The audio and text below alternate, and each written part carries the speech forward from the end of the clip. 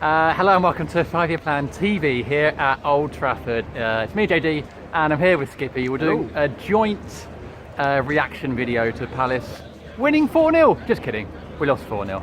Another game, another defeat, and no goals. But you were very positive. We're just on the post-match pod, which will be available soon.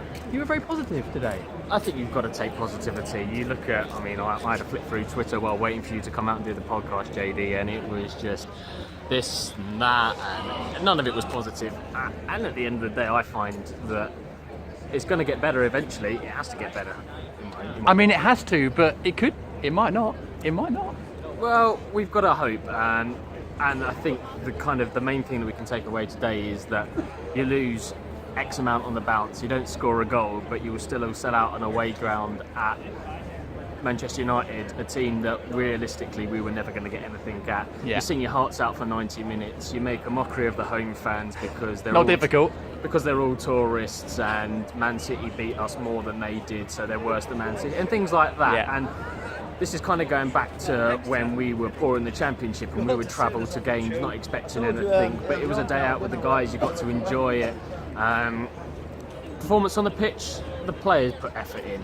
There's no doubting that. But they were second best in every position, probably. But we've got to get used to the fact that we are not the kind of Barcelona team that we think we are. We're not. We're not. Oh. We wear the same colours.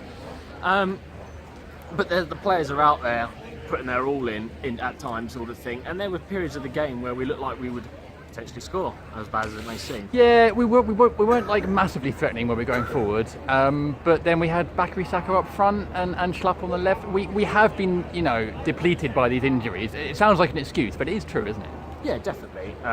And you'd hope that a full strength side that came here today that would capitalise on some of those chances. I'd have liked to have seen Loftus-Cheek, if he was fit, running into some of those boxes and having a striker like Benteke operate those two centre halves, because I think they had a fairly easy ride, despite the fact that Saka was putting his body weight around.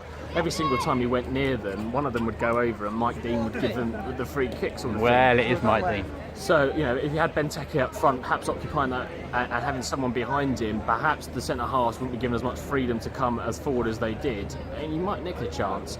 And we were saying on the podcast that I think that we're accustomed to trying to take risk in our own half, dilly-dallying the ball around, not putting our foot through it, and I don't know whether that's kind of a product of trying to play out from the back that we had at the start of the season. Or a bit of lack of confidence. Yeah, in the team. Play keep ball.